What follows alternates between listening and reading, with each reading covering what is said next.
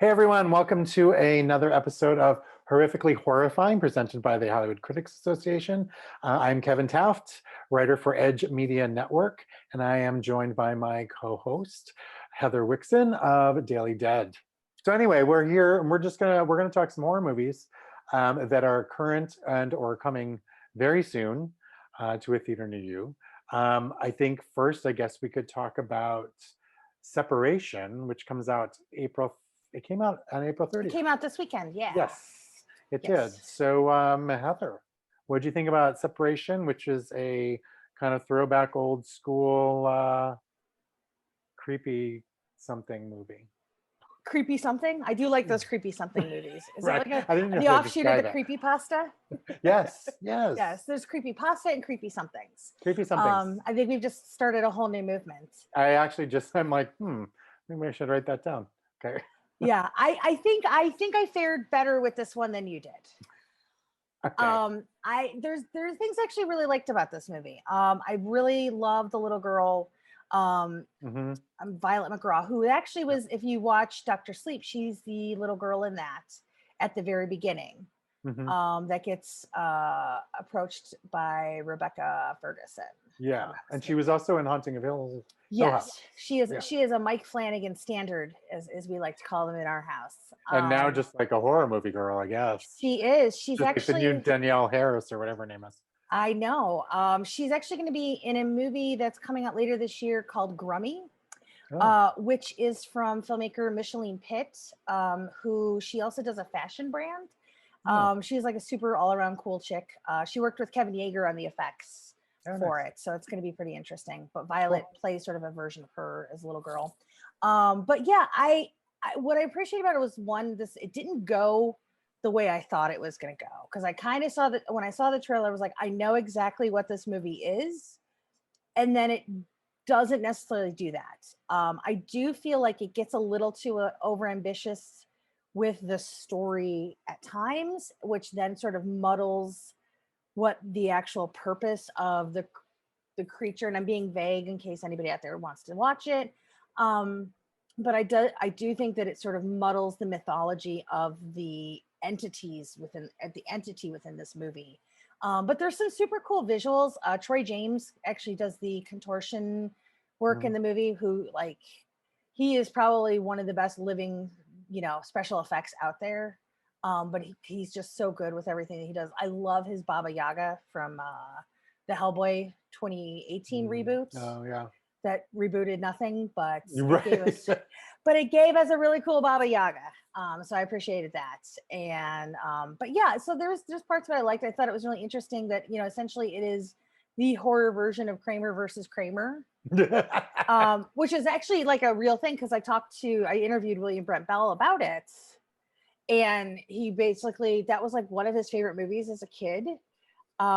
Which is strange because I always thought I was like, did you ever have like those weird adult movies that like kids aren't really supposed to glom onto them, but somehow we do?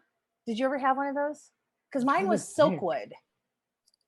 Right? Like why would any like 8-year-old want to watch Silkwood?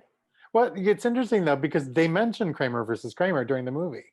Yeah. Because she watches it and she yells at her. He's like, "Why are you letting her?" Isn't that from that movie? She's like, "Why are you letting her watch Kramer versus Kramer?"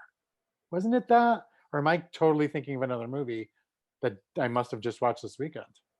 I feel like that was a thing. I feel like maybe. I mean, it would make sense. It would make sense, but also there is the connection with Mamie Gummer. True. Who is Meryl Streep's daughter.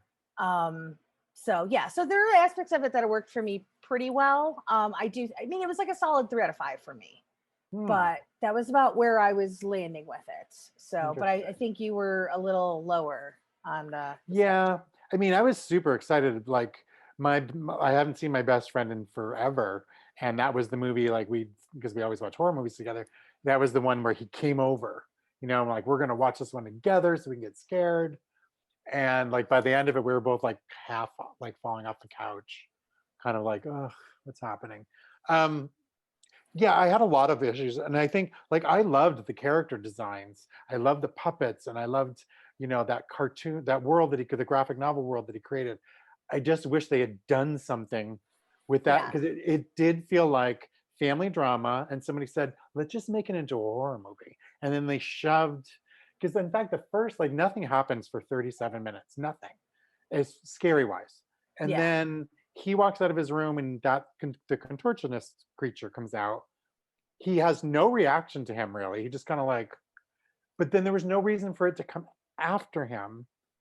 So I was like, why is this happening? It felt like we need something here because the movie's boring. So shove this in here. Looked really cool, but I was like, where is this going? So every time they would show it, it was always something creeping in the corner, and then it wouldn't do anything. I just, there was some great visuals. Like there was the one where there was something outside the window and she was in the thing. Like I'm like, this is awesome. It looks amazing. And I love that the design of the creatures, but I just wasn't understanding how it was fitting in with the story, how it fit in with the mother. Like none of it made sense to me. And maybe I missed stuff, but I Are we just, having a Godzilla versus Kong moment? no, I didn't fall asleep. Okay. Because I was going to say, because like you're going to come back next week and you're going to be like, okay, so I owe Separation an apology. No, I am not going to rewatch it. I swear. No, because my friend said the same thing. He's like, I didn't get it. And I was like, yeah, I just, and then I do wish the narrative was a lot tighter because I'm a really Yeah. big fan of the original Boy, like the boy, like yeah. I didn't love the sequel as much because I kind of felt like it undid some of the magic of the first movie. But I really, really liked the Boy, and I was kind of hoping it would lean a little more in that direction where everything just felt unsettling, where this was just drama. So it had a little bit of a different weight to it. So I get it, you were just ready to not deal with people's drama, I think, because you just wanted scared. Yeah, because it didn't even feel that interesting. I mean, Mamie Gummer was just, her character was just kind of a horrible person. And I mean, she's gone in like a few minutes, which isn't really a spoiler because they literally show it in the trailer. It's in the trailer. Yeah. And then and I kind of was like, why did she do this movie? Is she friends with the director or the writer? And then I didn't think the lead was, it's not that he's a bad actor. I just didn't think he was strong for the movie. So like I said, there was like scenes where people were not reacting to things. I'm like, why are you not reacting to what? Because even in fact, the babysitter at one point sees something super scary, and then the next scene, she's talking about something else. And I'm just like, why aren't you saying, I just saw this horrible, creepy thing and something bad's happening. It just, I don't know, the whole thing just didn't work for me. But and I wished it did, because again, the character design is so worth a movie. Yeah. They were like Tim Burton creatures come to life, when they're, especially in their small puppet versions that she just had kind of in a room. I like movies where they make toys for kids, but they're really disconcerting, and you're like, why would a child play with these things? Like maybe it's because I grew up with like Cabbage Patch Kids, and it's like they look sort of normal, and then they're like, here's this crazy weird ghoulish thing, and you're like, I love it. I mean, I guess like yeah, but I love it. I know, but like this little girl seemed sort of normal, where before everything happened, with her little puppy dogs and butterflies in her room, and then these like weird creatures, like straight up like these super old version of like grim fairy tales. Yeah, it was weird. And then there's a Punch and Judy scene which didn't make any sense to me. Like I didn't get that at all. I mean, I kept on waiting for her to fall off the statue, and then she didn't. Yeah, it was just, the whole thing was weird. and then she didn't. I really wanted this little girl to go through a lot more in this movie.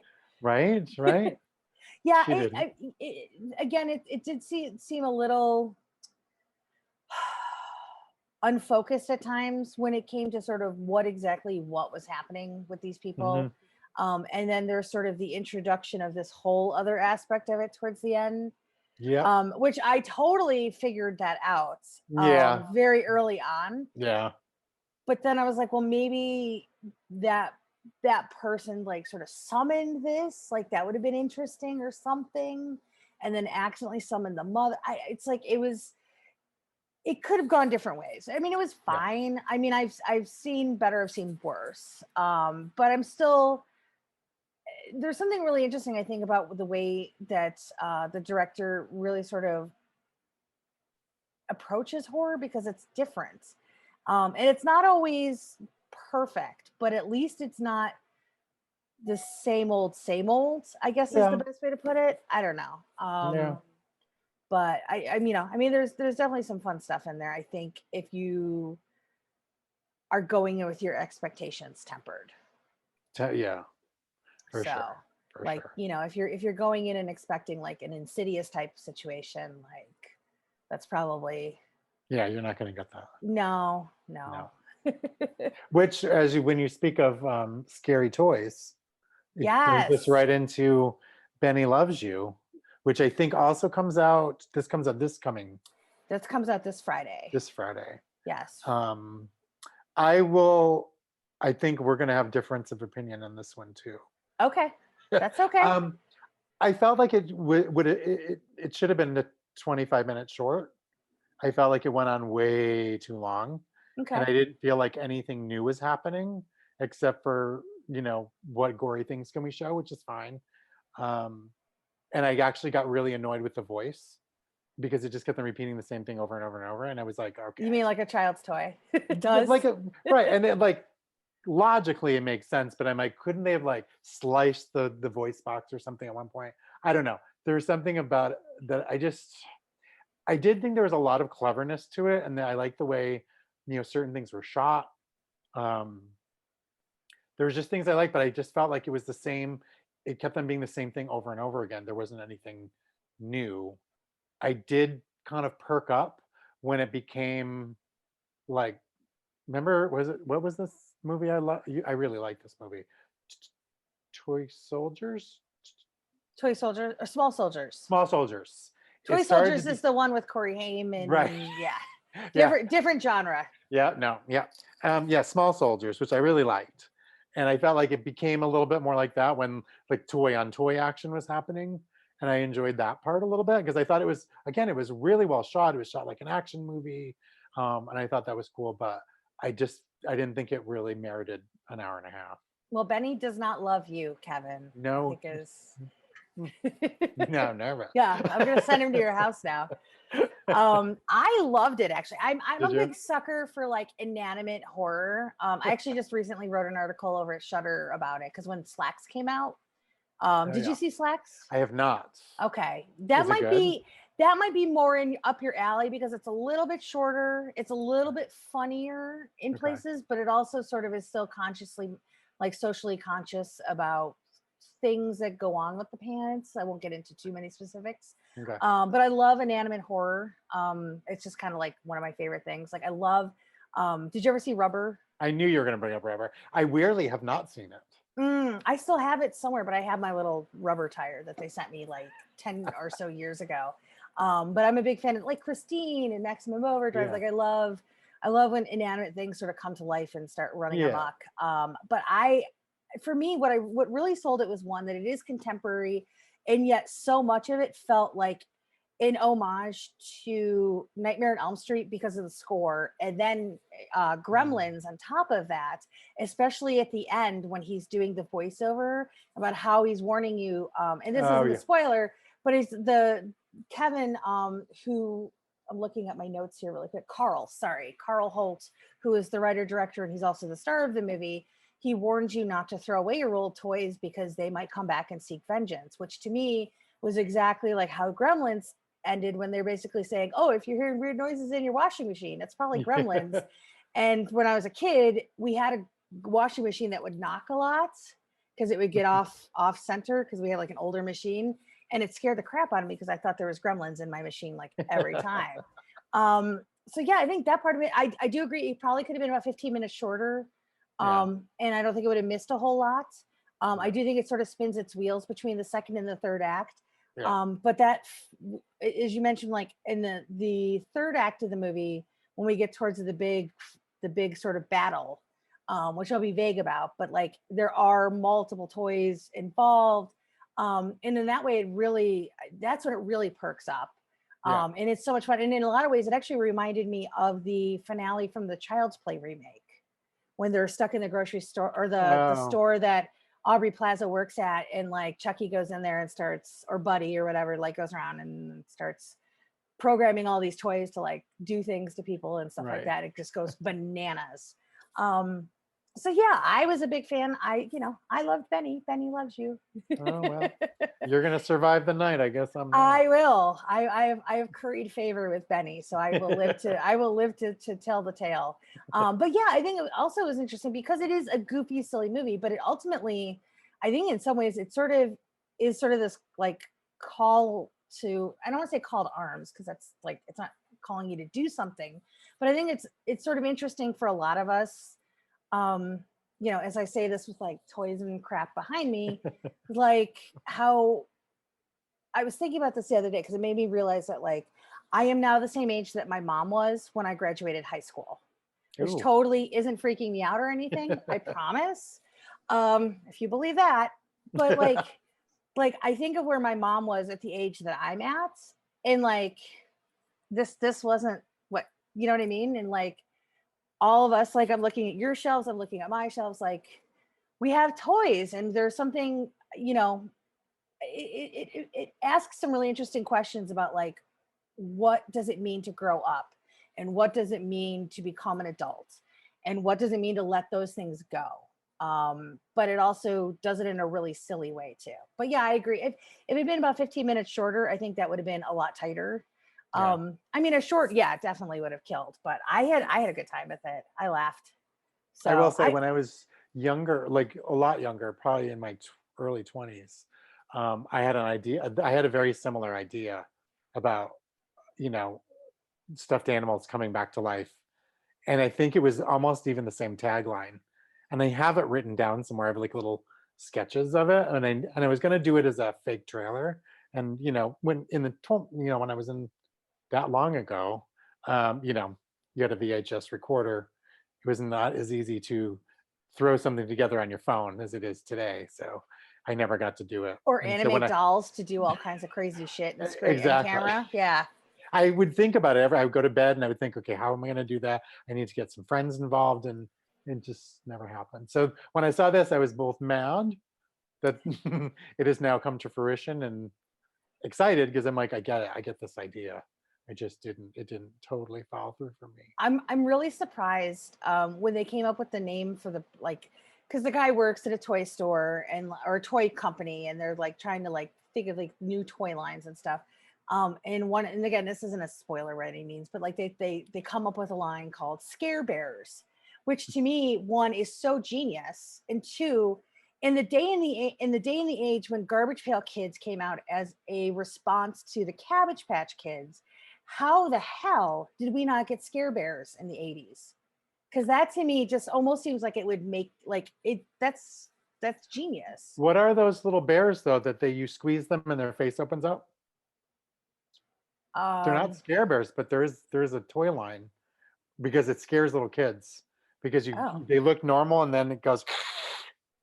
oh, I don't know. Maybe that is like the same thing. But I mean, like in general, But like Scare back Bears in is a great title. it And a is great name. like that should like I mean, I like Benny Loves You, but like Scare Bears, I'm sure somebody's got that locked down somewhere out there. Probably. Or maybe So the like, Care Bears people have it locked down because they're like, you will not sully our rainbow bear and our oh, moody bear or whatever. I oh don't my know. God, Scare Bears hoodie, Scare Bears shirt, Scare Bears 90s. Was that a thing? It was basically Care Bears that people screwed up. Oh, okay. Totally. Well, I mean, it's like if you Google it, it comes up with a lot. Oh yeah, they're there. Oh, it was I think this was called a werebear. Oh, Can you see that at all? Oh, hold a on. little bit. I like how I'm leaning in, like it's gonna make the reflection of.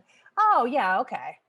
But there was another one because I remember there was a commercial for it, and the little kids would scream.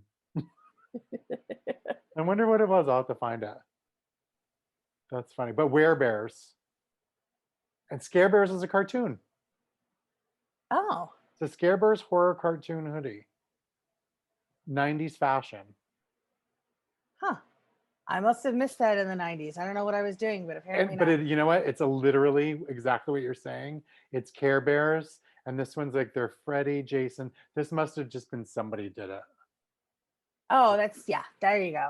That's what I'm looking for. Like they should have That's done what that. I want. Like Tops should have totally taken the Yeah, market on that as like an offshoot of Garbage Pail Kids. for sure. And then we could have had a Scare Bears movie, like the Garbage Pail Kids movie. Yeah, maybe we could write it. I don't know, which we saw in theaters when I was a kid. Did you ever do Garbage Pail Kids? You're not missing like anything at all. Don't worry. But I think Garbage Pail Kids came out like right after I got out of the phase of like cards okay. and stuff. I mean, I only collected Star Wars and like movie cards, and then when I worked at a video store, we sold cards. So I would get like Rocketeer, Little Mermaid. I had like 3 sets of Little Mermaid cards. You know what I miss from the 80s? I know we're old kids. It's sorry. But like they remember when they used to do like the movie themed sticker books or Yes. like cartoons? Because like I had a Goonies one because I remember there was a sticker in there for the octopus scene, which I was like, what is this? There is no Oh, octopus in the movie. right. And then I also had it didn't age well, but I did have the Hulk Hogan's Rock and Wrestling sticker book as well, which Nice. was, I mean, it was cool then, not so cool now. But it's like, I feel like that's like an art form we need to bring back is like the collectible sticker books. I think there was they did one for Freddy versus Jason. Really? Because I bought like literally 2 like boxes of the packs of cards and then the book from Hot Topic way back in the day, like all on clearance. I don't know what I did with them. I have to find them. But yeah, I do remember that was a thing too. And I was like, oh my God. So I don't know. Somebody out there like Fright Rags, like they need to start doing those kind of things. Yeah. I would be very much on board with that. So, but yeah, my babysitter was like the best because like she had 2 kids that were exactly the same age as me. So we went and saw like everything in theaters, but we made this poor woman go see the Garbage Pail Kids movie twice. Ooh. She did it too. Like she went to see it once and then like literally went back and saw it again like the next week with us. My mom should have given her like hazard pay for that week or something. You know, to have to put up with that. Like, cause I've watched it since. Like we have like the Scream Factory Blu-ray and it's not good. It's fun effects, not a good movie. So I remember the trailer and I was like, oof, nope. Yeah, I think you were just a few years older than. Yeah, I mean, I saw Teenage Mutant Ninja Turtles and I didn't follow But that that's either. awesome. So. But that, yeah, and I was like, oh, I really enjoyed this. Knew nothing about it. I kind of knew vague stuff about it, but I never watched the cartoon or anything. But really liked the movies. Yeah, I think that was a smart one too because it skewed a little older. Yeah. So. I even like the remake, the live action one. Yeah, I actually there's the cartoon one too. I thought was actually pretty good. I actually went and saw that in theaters. The that TMNT. One I didn't see. Okay. Yeah, I didn't see that one. Yeah, that was the first thing I ever watched when I got a TV here in LA. Was the cartoon one. I was so proud of myself. I'm like, I bought myself a new TV and I'm in LA. Now that we're talking about Teenage Ninja Turtles and TVs. But yeah, so okay, so we're sort of differences here. It's okay. It's all right. It's all right. It's all right. So everybody's got different tastes. So, So well then let's move into things that we both like that neither one of us can comment on because we didn't see. So we could just like sit there and be like, yes, good job talking about this thing. So you said you saw something. Netflix is kind of amazing right now because they're literally putting out a new movie every week. Pretty through the end of summer, which is kind of crazy. Mm-hmm. So you saw things I've seen. Things Heard and Seen. Okay. With Amanda Seyfried. I can't remember the guy's name. And a bunch of other people actually, like Karen Allen's in it. And I knew nothing about it, weirdly. I think I saw small role, but she's there. She's like the realtor. But I really, I saw the trailer and was like, oh, what is this? And decided to watch it. I really liked it. It's like an old-fashioned ghost story. The trailer doesn't make it seem as supernaturally. There's a supernatural element to it, but it's really kind of one of those mysteries that, is a little bit more human based than you think it's going to be, but also there's a supernatural element. I thought it was filmed really well. There was some actually kind of interesting sequences, but it kept me going. I mean, I don't know if the ending or the last act was a huge surprise, but I was always curious as how it was going to play out, and it does not play out the way I thought it was going to play out. And I think that might bother some people, but I just thought it was consistent. It was compelling the whole time. Like I was texting people, they're like, "What are you doing?" I'm like, "I'm watching this movie. Stop it. Stop talking to me. You should go watch it." I really liked it, That's and why I you have don't. to put your phone like somewhere where you have to get up to walk to it when you get caught up in Know. those. Because there's Yeah, certain movies where I'm just like, no, my phone yeah. does not exist. Other ones I I'm like, I eh, I turned it over at one point, and then was like, "You guys got to wait until I'm done with this," yeah. because it was. I really, really, really liked it. Oh, It's that's good. great. You should check it out. Okay, cool. I will definitely I will do that. It's been She a says really long unconvincingly. it's been a really long April, and I'm just like, oh, I'm trying to cut back on work in May, and I'm just like, oh God, but there's like all these things coming, so which is fine. It's good. It's exciting. It means we always have good things to talk about. But no, I'm really impressed with the way Netflix has stepped up in terms of putting out new content. It's interesting because we were talking about like sort of the differences in terms of like the Netflix model versus like the Hulu model Mm, and the Amazon Prime, where like Netflix, I mean, they obviously acquire movies to put onto their platform and stuff, but it seems like about like 80% of their new stuff is theirs. yeah, Whereas Hulu is pretty much mostly in the acquisitions arena. Like there's a few that they'll do here and there. yeah, But for the most part, they seem to just want to like nab stuff, which is cool because good movies need homes.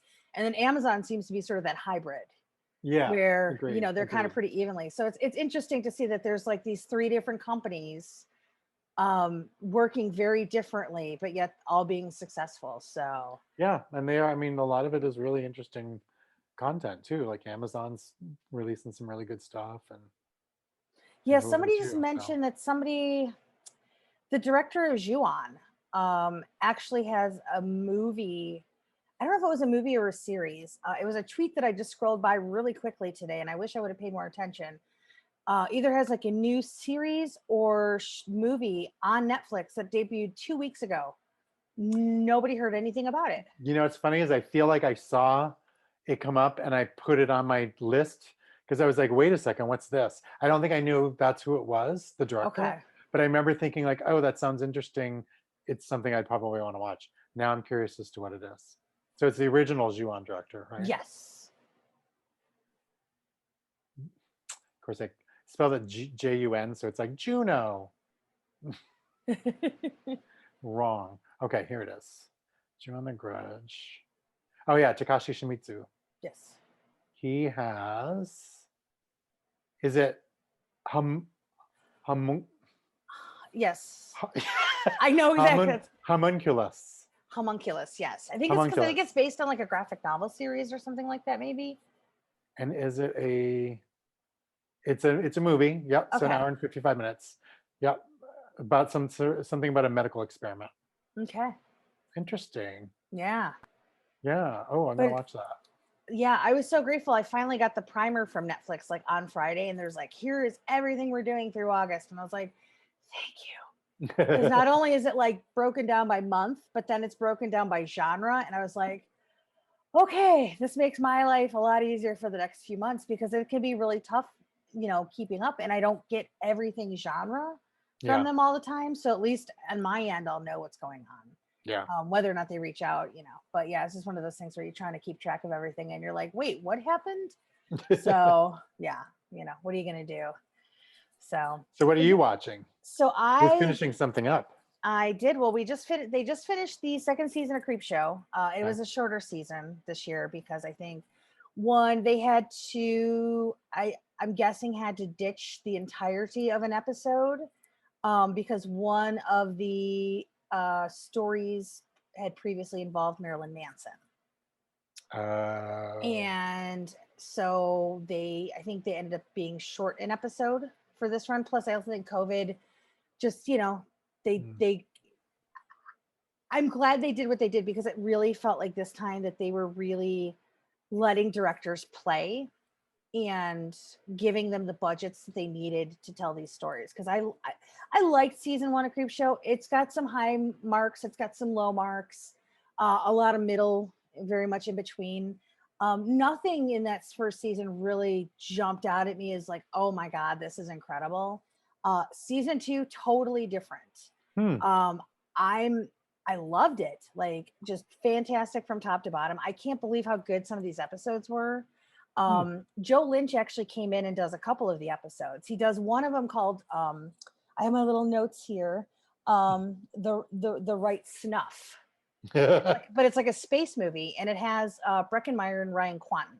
Oh, And really? yeah, and it's really good. He does an episode also with Barbara Crampton. Oh, nice. Yes. They really upped like their guests and stuff too. Nicotero does like the finale, which was really innovative and cool with like a virtual reality where like it sort of takes, I don't want to give too much away, but basically when you go into this VR setup, it like immerses you into a movie, and then like, but they sort of end up trapped in it. But it's like, it's such a delight for movie fans. Like it kind of blew my mind with like how good it was. I was really surprised. And how many episodes is this? I believe they did 6 total. So it's a really quick watch. I was gonna say I might start watching that tonight. I would. I don't even think you really have to go through the first season if you didn't do the season. Yeah, I'm gonna skip the first season. Yeah, it's fine, but it actually, you know what? There's one episode that I really love, which has DJ Qualls in it. Okay. And where he kind of, it's called The Finger. So I think you could watch that episode and then go to season 2. Okay. Because that one ends up being really funny and fun, where he finds a mysterious finger on the ground, but then it morphs into like this little monster. It's got some really fun puppetry in it and stuff too. So that one actually felt like it could have been part of the original Creepshow movies. Yeah, it sounds like it. Yeah, and then they had another episode, Dead and Breakfast, which was from Axel Carolyn, which is really cool and very different. And then that one actually had like Ali Larter and C. Thomas Howell in it. Oh wow. Yeah, and then Rusty Cundiff of Tales from the Hood fame. He does an episode with Molly Ringwald. So it was just like all these like amazing people kept popping up in all these different episodes. Oh. So yeah, and it's like if you're watching at home and you don't have Shudder and you're like, I don't need another streaming service, totally get it. First of all, you might be able to get it through your cable subscription because of AMC Plus, because I think a lot of the Shudder content pops up over there now. 2, you can also do a 7-day free trial of Shudder that you don't have to pay for if you want to binge through some stuff really quick. But for me, this is the closest I felt to the original Creepshow since the original Creepshow. Like it's like other than the raft from Creepshow 2, this is like closest I think we've gotten. And it makes me really excited to see where it goes. Cause like season 1, I was okay, but I think the last episode was a little bit of it was a little underwhelming, and it was kind of more serious in tone. Okay. And you just needed something a little more peppy, I think, to end the season on. And this one just really nails a lot of beats. I can't believe how well it did. So yeah, I definitely recommend it. So it flew really fast. All right, cool. Yeah. I need something else. I'm almost done with The Nanny. Oh my gosh. I'm rewatching The Nanny. I'm on season 5, episode 16. Oh, and my goodness. I know. I whip through those things. It's nice before bed. I do it at the gym, so I use it as my cardio time. Yeah, I get it. I know we started like last year, once the pandemic started, we actually, during dinners, we started rewatching all the Hell's Kitchen episodes. And we actually, right now we're in season 11. Oh, wow. But on top of that, we were also watching the current season, which just finished. So it was like, and then like certain, like for like those like 8 or 10 weeks, we were like, wait, which season is this again? Like, who's like trying to keep up with it. So, but like some of these seasons, like season 10 we just finished was like 21 episodes or something like that. And this one's 22. And they're normally like 16. So it's an undertaking. But that was our pandemic project. It was like, let's rewatch Hell's Kitchen. Why not? Sure. We just like to watch people getting yelled at. So, and it's all on YouTube with uncensored. So you get to hear everybody yell at each other without the beeps. So that's fun. You know, I want people getting screamed at over scallops. I think that's what my niche is. That's my kink, I guess. If I have to, I guess so. Okay. All right, Heather. I like angry scallops. What can I say? This is going off in a weird direction. Oh, that's welcome. It's, it's my non-vacation brain where I'm just like, oh, was I supposed to rest for 5 days? No, I'm fine. I'm good. I'm great. Don't do it. I'm back. So what do you have coming up to watch? Like, I'm trying to think of what's coming up. We know You know, Spiral is coming. Spiral's coming. I just got an invite for Quiet Place because I have not seen it. Part 2. I had to dig deep for that one because I saw it last March. So yeah, I bet. I don't. I They might didn't not even be ask me actually. if I wanted to rewatch it either, and I was like, okay, good thing I wrote my review last year already, but Yeah, I would have liked to interesting. have a little bit of a refresher, but I might not maybe. be able to go actually because we are going to Disneyland. Um, Oh, you got your yeah, ticket. we got our tickets, and so we decided to go to a hotel so we didn't have to drive down 7 o'clock in the morning. So we're supposed to leave that afternoon, and that's when there's like three screenings that day. So I'm Oh, okay. asking, like, can I get into the early one? Can I bring my friend with me? We're both vaccinated because we're gonna leave right after. If not, I'll just go to the theater and see it. Yeah. I won't watch it on HBO Max. I want to see it in the theater. Well, that would be Paramount Plus. Oh, Paramount, is it? Yeah, Oh, why am I so confused by that? because there's like Okay, a million different streaming services. I do have Paramount Plus though because I'm waiting for Big Brother to come back. We're actually on the fence about it because I'm like, do we want it for Mission Impossible? Like, I don't know. So, Oh, right. because they're gonna debut the new Mission Impossible there too. So Got it. That's true. That's true. yeah, but there's a lot of like garbage reality TV on there that is very tempting to work during. So I literally got it to watch Real World Reunion, the New York mm, reunion.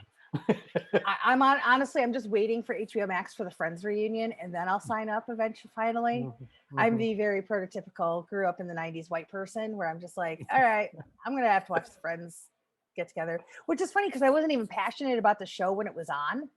But Yeah. then I think it's like syndication happened, and I just kept seeing it like all the time, like when I'd be home working and stuff. That Yeah. it's like kind of just ingrained itself into me, where like I kind of care about it now.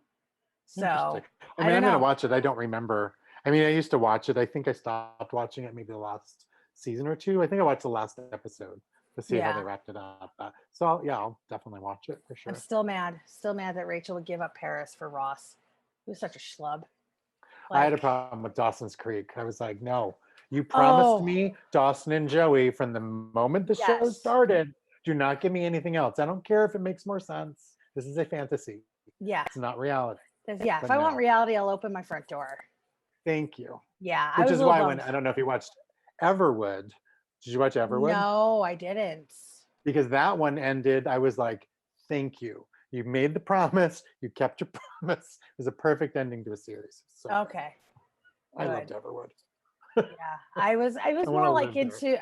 I think like the only like teen shows I really got into was like Dawson's and Buffy, Hmm. like from that Oh, era. I watched I was, Roswell too.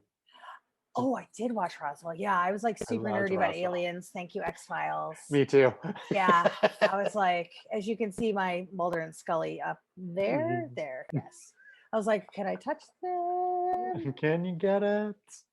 That's so funny. Yeah, Yes, nicely done. yes. So, Yeah. but yeah, I was super nerdy about that. So we should do like we should do an episode on like '90s cults, like sci-fi shows. Because there was a Yeah. really good batch of them. Because there was X Files and Millennium. Did you ever watch Lone Gunman? No, but I watched Millennium, Okay, because didn't Lone I? with Lance I think Henriksen. so. Yeah, I think I watched that. Yeah, I mean Lone Gunman. I I'm think trying to only think. was a season. That one I didn't watch. Okay, Wait, it's not the same thing. there was a spin-off from X Files. But okay, but Millennium isn't the No, Lone Gunman. Millennium. They did No, what no, they no. did Okay, was to introduce Lance Henriksen's character for Millennium. They had him in like 2 episodes of X Files, and then got started it. the show. Like he got like the '80s sitcom, like Coach Lubbock shows up on Growing Pains, and now just the 10 of us is a show.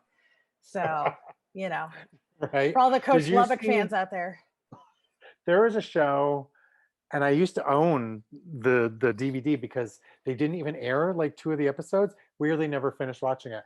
Um, it was who was in it? It was a young guy, kind of popular. Was it what's his face from Scream? Skeet Ulrich. Yes. Are you And it thinking was supernatural show, and like every week was about something paranormal. Jericho? Okay, No, no, it's because not. Jericho ran for a few seasons. Okay, so then it wasn't Jericho, but I did watch that too. Okay. I'll have to remember what it is. It was really good, and it got like creepy, and then it just, I guess nobody watched it, so it got canceled. Yeah, my one show that I'm still bitter about, that like the first season ended on a cliffhanger, and then they were like, "Yeah, we're not bringing it back," was Invasion. It's funny because I liked Invasion. It was the water one that they ended on a huge cliffhanger. Mm. Do you know what I'm talking about? Leighton Meester was like the teenage daughter, and it was the same. It was literally like, I think the year before, and it was about a water creature from that was an alien. Are you sure you're not Um, thinking of Invasion? nope, I know they were very Huh. very similar. Who is the Now I'm. girl? Who is the girl who did the movie? Really good actress. She wrote and starred in the movie about voiceovers. Oh, You know what I'm talking about? She has a boy's I name, I think. Why am I thinking water I water aliens? I think Surface. Surface. oh, It was okay. so good. And it just Interesting. nobody watched it, so it ended. Okay. Yeah, I'm looking at Leighton Meester's Lake, Wikipedia page. Lake Yes, Bell. Surface. Yes. Yeah. Oh yeah, she okay. Okay. All right. Gotcha. Gotcha. I loved that show, but I liked Invasion too, and I was bummed when that was gone too. Yeah, I worked at Comic-Con one year, and William Fichtner was there for, I think it was Ghost Rider. I Mm. think that's what he was there for. Or Drive Angry 3D. That's what it was. I loved Drive Angry. Yeah. And That movie is so funny. I was so excited to talk to him because I loved William Fichtner. He's like a really great character actor. And I was just like, we were doing the interview, and towards the end I said something about like, oh, I was really bummed about Invasion. Like, had you guys ever talked about like what would go on? And he's like, you just need to let it go. And I was like, oh. And he was like, yeah, the show's gone. Just get over it. And I was like, oh my God, like I'm talking to you as a professional. He was really rude. Like we still have the video of it. And every once in a while Wow. we talk about that because I was really like heartbroken that day.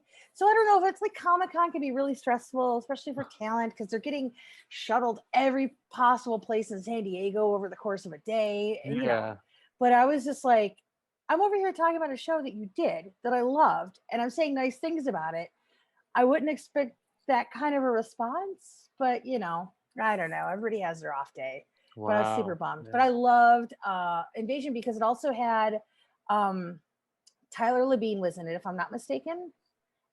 And then I think so. I think he was in it. And then also the guy who plays Leslie Vernon, Yes. Yes. who I Yes. adore, Nathan Basil. Yes.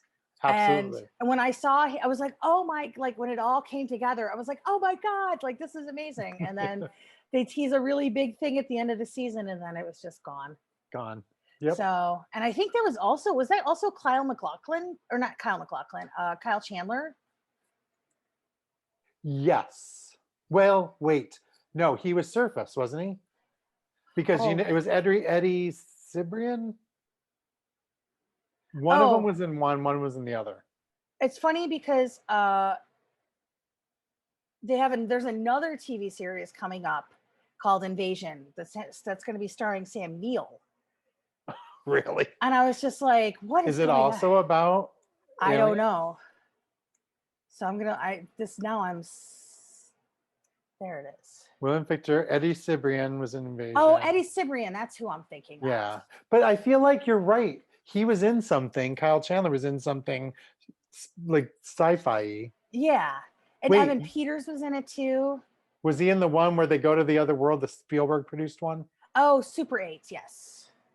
No, Super 8. Oh, the movie Super 8. The movie Super 8, yeah. Right. No, there was the Spielberg one where they go through the time thing and go into the dinosaur world. But I'm probably thinking Super 8. Okay. But you know what I'm talking about, where they go. The kid that was in War of the Worlds that played the teenage son was in it, and they go through a time thing, and then they end up in a world of dinosaurs, and they can go back and forth. And then another one that didn't last. Poor Spielberg, his shows never last. Yeah, it was funny. I was actually thinking the other day about the TV show The River, because Orton Pelly, like, who kind of came out of the gate blazing, guns blazing with paranormal, like, yep, kind of poof. I forgot about that. So, but because I remember going to like the premiere screening of it. I actually thought the first episode was really interesting to me. But I didn't watch past like episode 3. I think because they only sent like the first, like I went to see the first one, and then they sent me the next 2, and then I can't keep up with TV. So Yeah, I but don't. I think I watched the first episode or two. Same with so Outcast. I watched a couple, and then I I stopped like watching. the first 2 seasons of Outcast. I got through both seasons of that Did one. you? Yeah, Okay. I don't know if did they do a third. I don't know. I don't know I what feel like happened. nobody was really watching it, so I was like, I'm not going to bother Yeah, because it wasn't becoming a thing. I'm like, I'm not going to invest my time if it's going to disappear on me. So, sometimes you got to make those choices. yep. So All right. Well, we've gotten sidetracked. I know now but I think we should do a 90s TV sci-fi episode. I I think know we're so too. horror, but there's enough there. It's kind So of horror-ish. I think so. Horrorish or horror-ish. Horror depends on your day. Did you at least laugh at the Benny Loves You sign where it says Birdie? It was like dirty whore or dirt, or it was dirty bitch, but it was Birdie Ditch. Birdie ditch. Yeah. I thought that was cute. I was like, I want to make a sign. I want that T-shirt to say that. You should get one. Yeah. I know. So now I'm gonna have to go out there and make T-shirts. And for just that, have him Benny on it. Yeah, you like Birdie, Birdie Ditch. ditch. It's gonna be my name when I go online now. I'm just gonna change my name to Birdie Ditch. I like it. So, No but more yeah, I horror think talk. that's a good way to wrap up. Yes. Bunch So of birdie ditches here. we're the two birdie. See, I was going to say it the wrong way. Ah, The birdie ditches are going to leave you now. We thank you for watching our kind of random episode, but we hope you check out some movies. I think Heather would recommend Benny Loves You, and I would recommend Things Heard and Seen. as And well as Creepshow. Separation, you're on your own on that one, kids. But thank you. And then next week we have a special interview episode. Can we say what it's? Yeah, I think we can tease that. It's David. I'm going to mispronounce it. Charbonnier. Charbonnier Yes. and Justin Powell. Justin Powell, the directors of the new movie The Djinn, Djinn, which we both saw and we both really like. So that's good news. So we're going to interview them next week, and then we'll talk about some other horror movies coming out, like Spiral, hopefully. So we will see you then. All right. Bye, Bye, guys.